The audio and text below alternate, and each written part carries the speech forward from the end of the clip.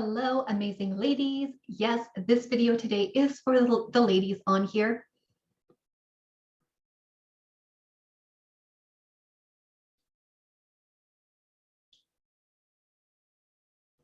Hello, amazing ladies. Yes, this video today is for the ladies on here. I am so excited for today's topic. My name is Mireille. I go by Mireille Nicole in my coaching practice. And today I'm going to talk to you guys about going from devastating divorce or rocky marriage or chronically single to being in your happily ever after relationship. So if you're also excited for this topic, please let me know in the comments below. Say hi, let me know you're watching. I love knowing that you guys are here. All right, let's just jump in.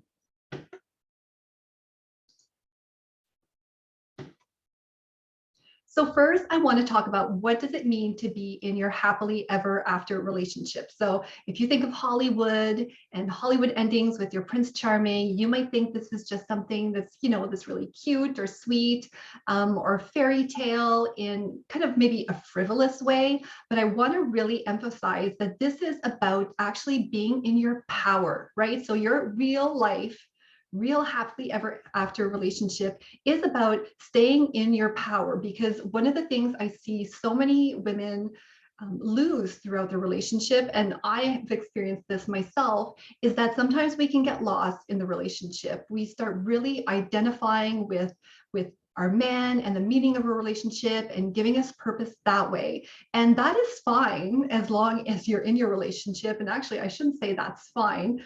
That's not quite as bad when you're in your relationship, right? Because you have that relationship to give you meaning. But what happens when things start getting rocky, or when you find yourself divorced or separated or whatnot, when you don't know who you are anymore, that's when you lose a lot of your power and you lose a lot of your confidence, okay? So when you're in your power, you know you're going to be okay, you know who you are, and you are confident that no matter what happens to you, you're going to get through it, or no matter how rocky things are, you know how to get through it, okay? You have the tools, and actually that's why I'm here also, to help give you the tools. The second thing about being in your happily ever after relationship is about being in your knowing, okay? So when you're in your happily ever after, you're, again, this comes back to your confidence, but this is about how you feel in terms of, things are obvious in your relationship. It feels comfortable. There's no insecurity. And I don't mean comfortable as in you've settled and it's boring, right? I mean, it's comfortable in the sense that you're in your power, things are going to be okay. This is the relationship for you. I mean, sometimes there may be insecurity depending on something that happens, but there's always a way to turn that around. But for the most part, you feel really secure, you feel good about it. And again, you know what to do, you're equipped, and you have the tools. The third way you know that you're in your happily ever after relationship, and third way I love to define this, is that you feel complete in every way, okay? Above and beyond the relationship. So there's still this whole idea or saying that, he's your better half, he's your other half, as if you're not whole without this other person. But really, when you're in your happily ever after relationship, you feel complete and you feel whole and fulfilled on your own. And your man is just an awesome bonus, all right? And that's the best way to feel in your relationship. That is how you're always going to feel in your power. And that's actually really, really sexy to a man. And the last thing I wanted to talk about when it comes to what do I mean by happily ever after is that, and I just realized I can't see it. My face cuts off the last bullet. Oops, lesson learned. When you're in your happily ever after, it always feels like the honeymoon phase, all right? The honeymoon phase is the norm. And of course, the feelings are going to change and evolve as you grow, all right? But you're still going to be in that phase where, he gets you, excited to see him, and you have those butterflies, okay? You can always access those again. You can reignite the flame, okay? The flame is either still lit or you can still reignite it, and then it grows, all right? And that's one of the most exciting parts about being in a relationship, is about growing together. All right, so let's talk about what this looks like for your different relationship statuses, all right? So if you're divorced, being in your happily ever after might be just being in a happily ever after relationship with yourself for now. So depending on what happened in your last relationship or in your marriage, and how much time has gone by, maybe depending on some of the trauma and the healing you have to do. Maybe at the beginning, all you're going to want to do is focus on having this amazing happily ever after relationship with yourself. All right. And then the next step, and some women might be closer to the step, would be preparing for your dream man again. And I actually like to say that it's never too early to start preparing to let your dream man enter your life again. I'm a really big believer that the universe is going to give you what you're ready for and what you need at the right time. And that's not something that you have to worry about. So even if you're healing and still working on your wounds and whatnot, it's never too early to start being that woman that is magnetic to your dream man. All right. And to set up the different pieces that need to be in place for you to have your happily ever after. You might as well start practicing. It can be a bumpy road to get there. It might take a lot of work. I know it took a lot of work for me, and it took a lot of time for me in many different ways, right? And I'll share a bit about my story later, but it's never, like I said, it's never too early. The universe won't give it to you until you're ready. So I like to tell women, don't worry about that. Just focus on these different aspects that bring you there and make you fall in love with yourself first. So if you're married, what does that look like? So that looks like I mentioned earlier, bringing back that honeymoon phase, right? You might be at a stage in your marriage or your relationship where you've been together for a long time, and all of a sudden you feel like things are different, that flame isn't quite as bright and fiery anymore, or you might feel like now you've settled, or your husband or your boyfriend or your partner is looking more like a roommate or a friend than an actual lover. So finding your happily ever after can be in your current relationship, but bringing that spark back, bringing that fire back, and going back to that honeymoon phase, and taking it to the next level. So like I said, your honeymoon phase is going to look different, right? But it's about building on that honeymoon phase and not going down or fizzling down, right? So it's about the satisfaction that comes from overcoming obstacles and growing together. And I will get into a bit more detail about that later. So if you're single, this kind of looks again like point number one, right? So creating your happily ever after might, creating that relationship with yourself first and that love for yourself first, because you can only love another person as much as you love yourself, right? And then again, it would be preparing for that dream man. And most importantly, once you prepare for that dream man, you're actually preparing and putting yourself in a position where you are repelling Mr. Wrong. Okay, so you want to put yourself in a position where you're attracting Mr. Right and repelling those relationships that are maybe narcissistic or toxic, and whatnot, right? Scumbags. I just had to write that there. All right, so if there's anything you take away from this video today, I want this to be it, right? You get your happily ever after relationship when you start putting yourself first. This is probably the most important piece of information that I'm going to share with you. So to do this, and this is controversial maybe, you're going to want to take your man off your pedestal and put yourself there instead. I see a lot of women who give so much power to the man, right? When you're chasing, you're really interested in someone, but what happens is you don't realize that by keeping your power and staying up on that pedestal, this is where you're operating from a point of attraction. You get him to chase you and you get him to be interested in you, okay? And I just want to clarify, well, actually, while you're at it, you want to take your man off your pedestal, and you also want to take other people's opinion and judgment off of that pedestal too. Okay, right? Other people's, when it comes to divorce, I love, love, love saying that your divorce is, what other people think of your divorce is none of your business. So while you're at it, take all the opinions and judgments of everyone else off of there also. So being on your pedestal doesn't necessarily imply being above anyone else, right? Everyone has their own pedestal and it's all at the same level, but we're all unique. And what I see happening with so many women is that we're not operating from that pedestal. We're actually bringing ourselves below it, okay? And we're actually putting someone there in our place when we should be up there. So if everyone's operating from their pedestal, from their power, then we're all even, but we're all in our unique space, okay? And that's when you can truly learn to love yourself, value yourself. You know your worth, you embody the queen that you are. And we're going to talk about that a little bit later. But I think it's really important to clarify that point, right? And from that pedestal, that's when you start being a better person also for others at the same time. So a big misconception is that this might seem selfish, or it might come from a place of lack where you're scared if you put yourself on that pedestal, well, then that leaves less for other people, right? But like I said, everyone has their pedestal. And when you put yourself up on your own, you're encouraging other people to do the same also, okay? So let him be on his own pedestal. Take him off of there. And actually, when you're putting your man on a pedestal above you, that puts a lot of pressure on him. And that's when things can start to get rocky in your relationship too, right? When you start having these expectations of what he should be like and what he should be doing, that starts not feeling so good for him either, right? So you're actually doing him a favor by removing him there and putting yourself up there and letting him go on his own pedestal, okay? So this actually encourages others to value themselves more also, okay? You just become the guiding light. You become the example for other people. All right, to clarify, I want to clarify a few things about putting yourself first. And this kind of goes to what I was just talking about, right? So putting yourself first does not mean that you are being selfish.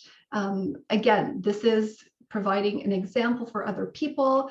Of course, if you're intentionally putting yourself first, that's a little bit different, right? But when you're putting yourself first from the perspective of, filling your cup, making sure that you have given enough to yourself that you can give to other people, and you're not intentionally trying to hurt others, right? This is not about being selfish. And I would actually examine that, right? So this kind of leads to number 2. If you're not being intentionally hurtful and other people are kind of making you feel bad for putting yourself first, I would really explore that, okay? To make sure that the other person isn't coming from a place of saying that just to meet their own needs, a place of manipulation, right? So just be very wary when people accuse you of being selfish for really doing things for yourself that come from a place of just being better for others and being better for the world, all right?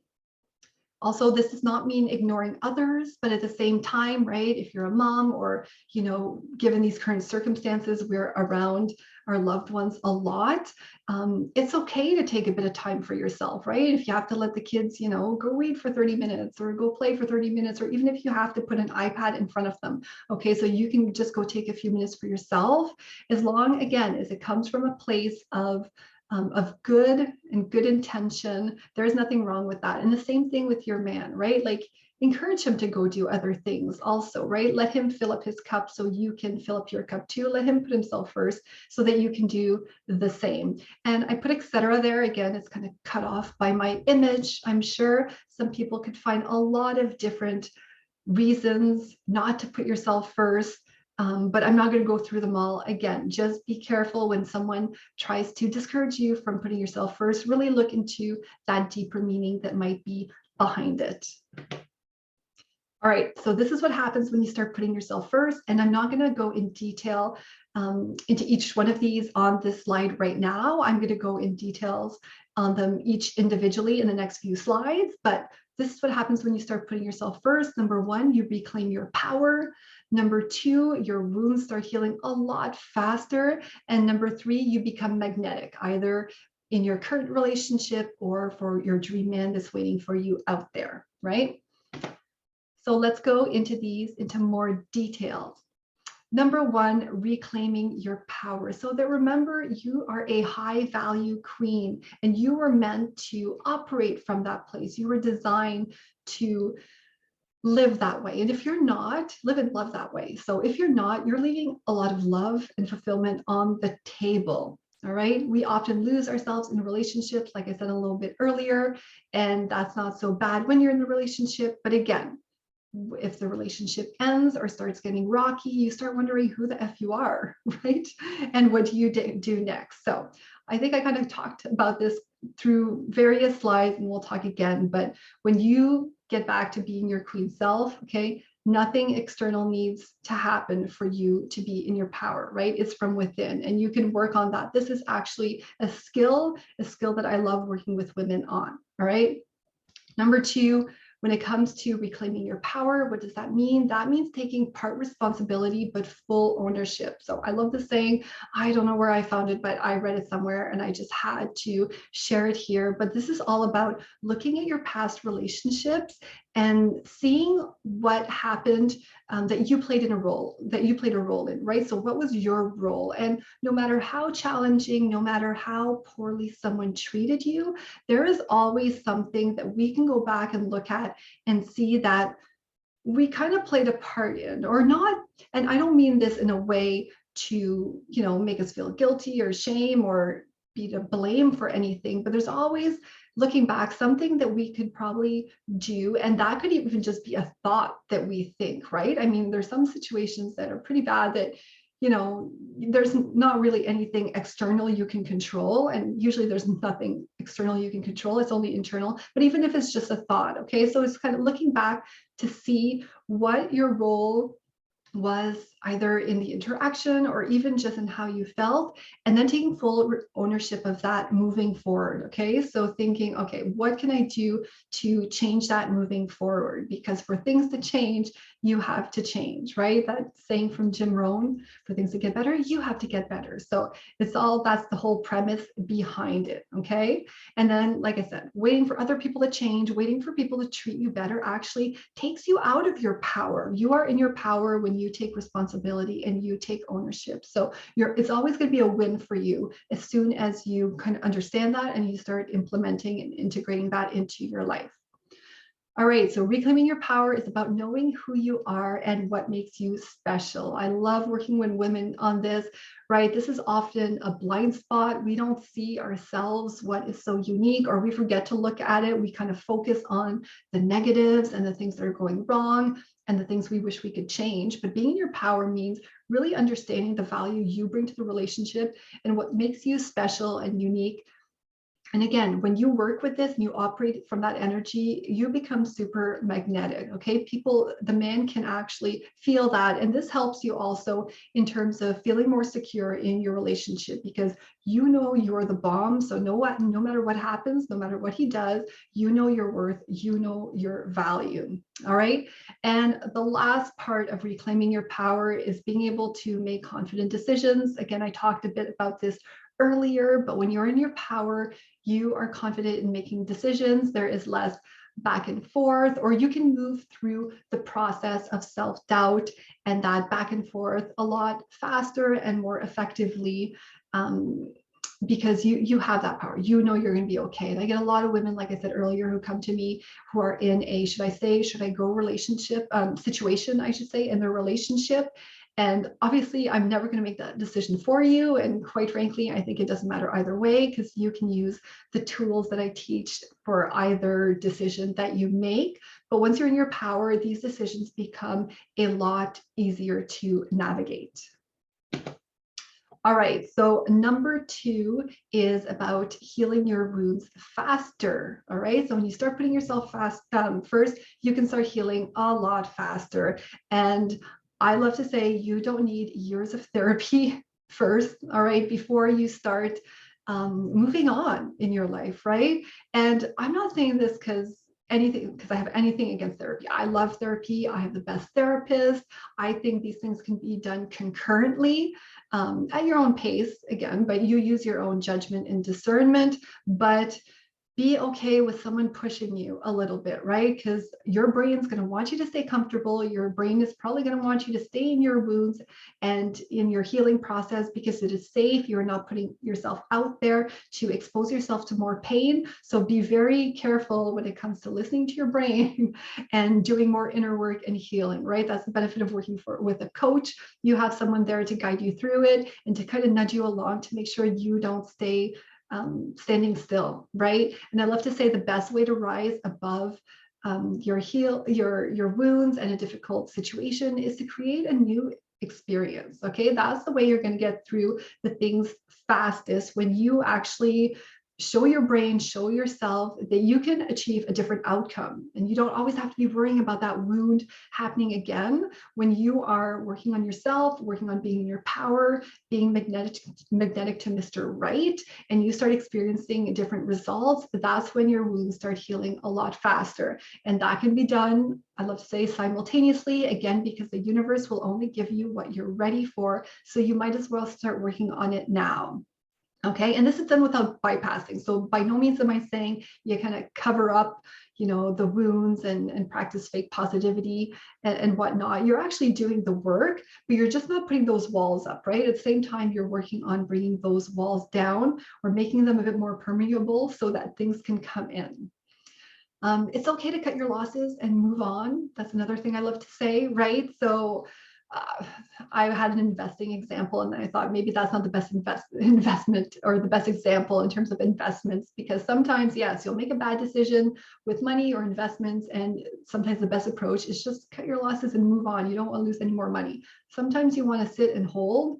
Don't take this as financial advice, but I think you get the gist of it, right? When it comes to relationships, again, the longer you stay in the pain needlessly, obviously you want to work on it, but the more you're losing, you're the one losing at the end of the day. So again, consider that when you're doing that work.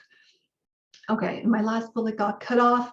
I love to say, if it's not coming up for you, don't dig for it. All right. And this is something I really experienced this last year, where I had a couple of incidents from my past that were really coming up over and over again. And these are things that I had brushed aside, and then all of a sudden they just couldn't get out of my mind. All right. So, and that really made me realize that sometimes, it's not about digging in the past, looking at every external, like every past scenario that's ever happened, looking for that thing that might be keeping you blocked. You can do the work, and the things will come up when they need to come up. And I'm a really big believer that they will come up when they need to come up. So you can go digging for them, right? But they will actually appear at the perfect time. That time might be when you need to work on that, because it's going to help you overcome that particular circumstance. So again, do the work, trust the universe at the same time. It's a balance, but the more you operate this way, the more it becomes intuitive, and you can follow your gut feeling on this.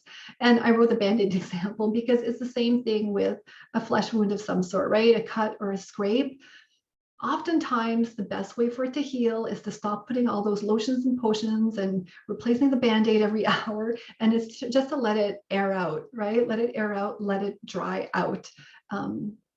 That's often the best approach, right? The more you mess around with it, the more the wound's going to open up again, and just fester, right? And we don't want that. So in my world, we are all about creating new experiences. So we're not so focused on the wound all the time, right? So they can heal faster. And the more you focus on the wound, the more power you're giving it. Like I said, we've got to work on those wounds for sure. It's just we have to find that balance between the two. So the third thing that happens when you start putting yourself first is you become magnetic to Mr. Right. And this is my favorite thing to talk about. Again, we're going back to this idea of being in your power. When you are being in your power, there is nothing more attractive than that. All right. So you don't have to feel bad about being in your power. This is what gets felt. This is what attracts. This is what magnetizes. So don't be afraid of that. This is what happens.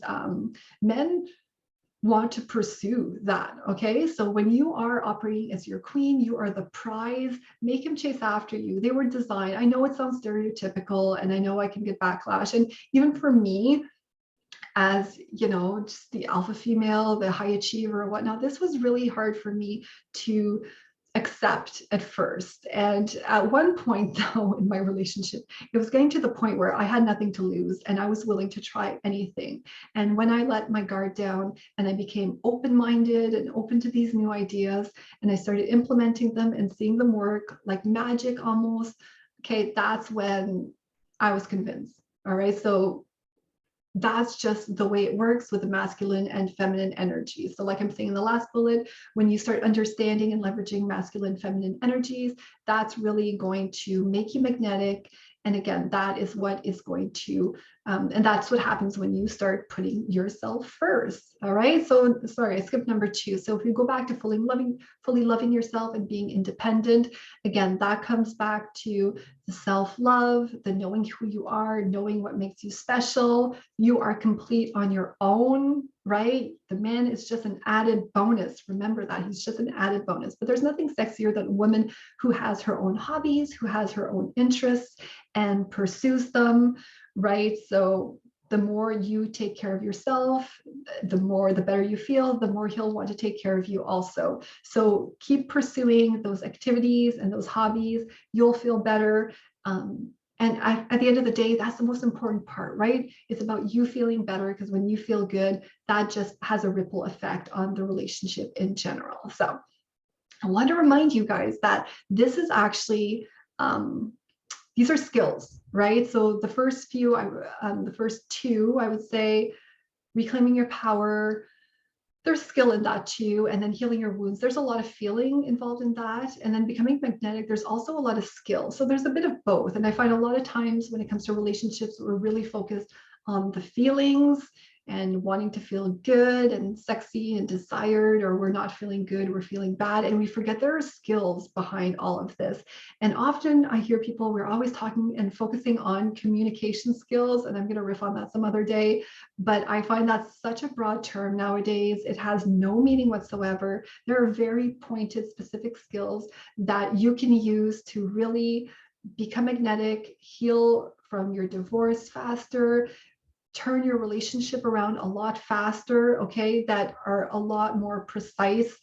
And I would say easier to implement and not so overwhelming as this whole broad, communication spectrum, okay? So this all takes practice, like anything else, like, a new workout, getting in shape, losing weight, going on a different nutrition plan. You're not going to get down to your desired size by eating one salad. You're not going to reach your workout goals from one workout. This is something you do over time. And as you experience the incremental gains, that keeps you motivated, okay? But along the way, there's going to be some trial and error. There's going to be some messing up. You're going to have to tweak things here and there. But that's all part of what makes it fun and interesting and satisfying when you get on the other side, right? And it's satisfying for both of you.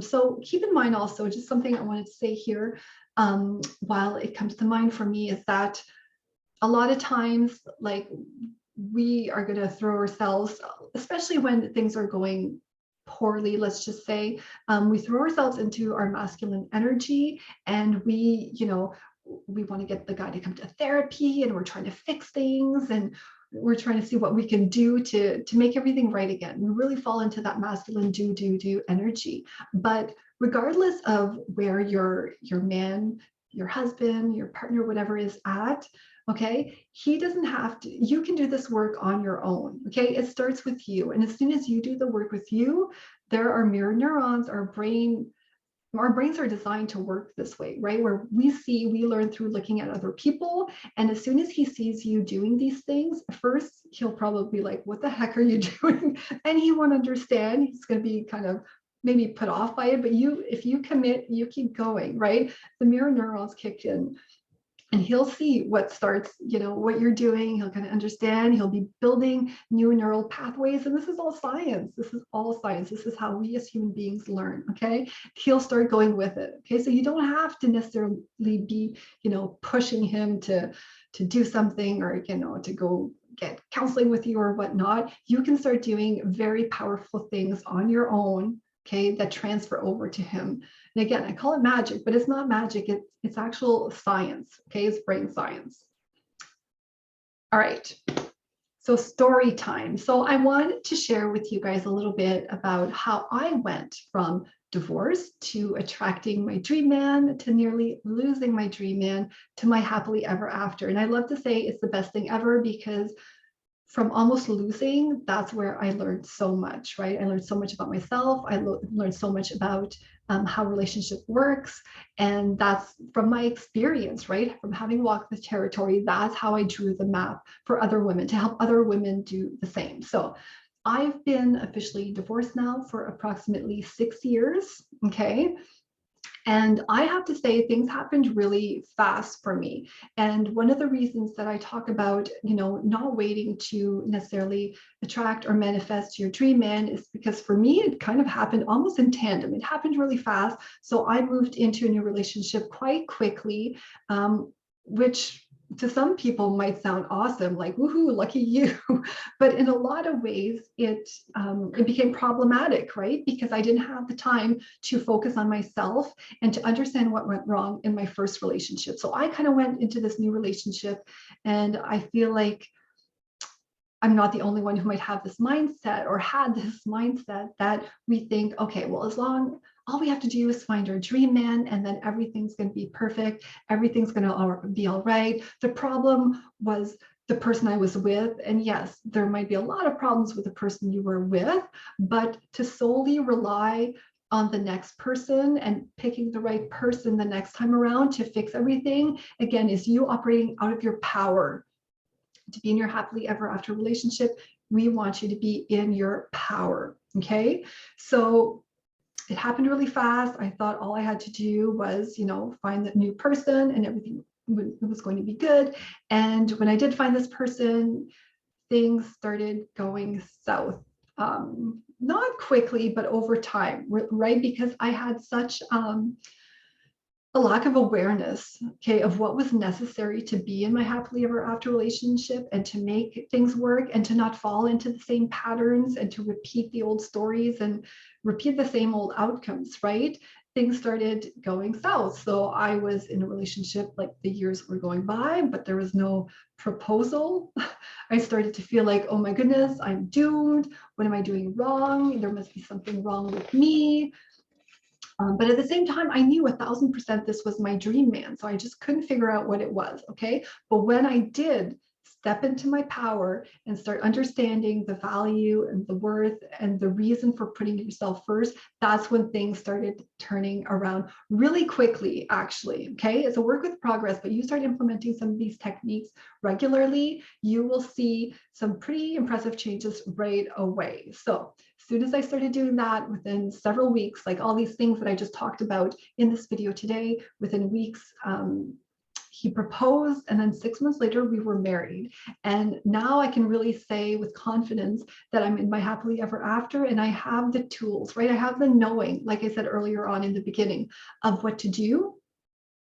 And my relationship is happening with full intention now, instead of just relying on luck or relying on him saying the right things or doing all the things I expect him to do or trying to control, right? Because that's what happened to me anyways, right? When things started getting rocky, I started getting freaked out. I wasn't in a good energy. I started nagging. I know I didn't feel good about myself, right? Didn't feel good about who I was being. I knew this wasn't me. So when I finally stepped into who I really was, everything changed, right?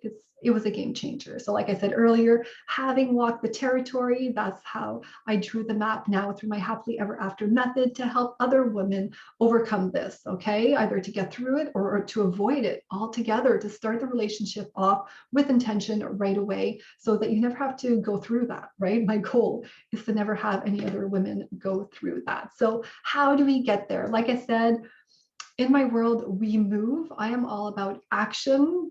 Of course, we need to pause and reflect and whatnot, but we can also move concurrently. And like I said, that's what's going to get you a better experience. It's going to get you motivated, going to give you confidence, and that's how you're going to start healing a lot faster, right? So I'm going to say it again because I want you to remember this. The best way to get over the past is not to keep waiting or giving yourself more time, right? How many times have we done that? Oh, I'm just going to give myself more time. I need more time. I need more time, right? But it's to create a new future, right? And when we're in our power, we are able to create our new future. All right, so I do this, right? I work with women and I help them do this through my unique happily ever after method. So I walk you through 6 steps, proven 6 steps, because I've done them all, and I teach other women to do them also, and the results have been amazing. So Again, my last bullet is cut off, but there are two ways of working with me so that you can learn this happily ever after method. The first one is through Happily Ever After Bootcamp, and that is a 6-week group program where I walk you and the other ladies through the Happily Ever After method, and you get some great coaching on there. I love to do live rapid coaching, I love to call it, and there's the group for questions and support. Or if you want to work, if you feel your situation is something you want to keep maybe more personal, or you want a more customized approach, we can also do one-on-one private coaching, and that is a 4-month container. And we do obviously the weekly group calls, and you have direct access to me anytime to ask questions along the way. So I hope this was absolutely eye-opening and mind-blowing. I would love to know in the comments what resonated with you the most. What is something that is really going to stick with you after this video, something you're going to take back with you and really look at implementing in your own life. Let me know if you want to work together. If you have any questions about bootcamp or one-on-one coaching, please reach out to me in the DMs. I will get back to you, and make sure to grab a spot quickly, right? So the spaces are really, really limited. And like I said, this is totally unique, a unique approach to all of this. So thank you so much. Thank you for watching, and I will talk to you ladies next time.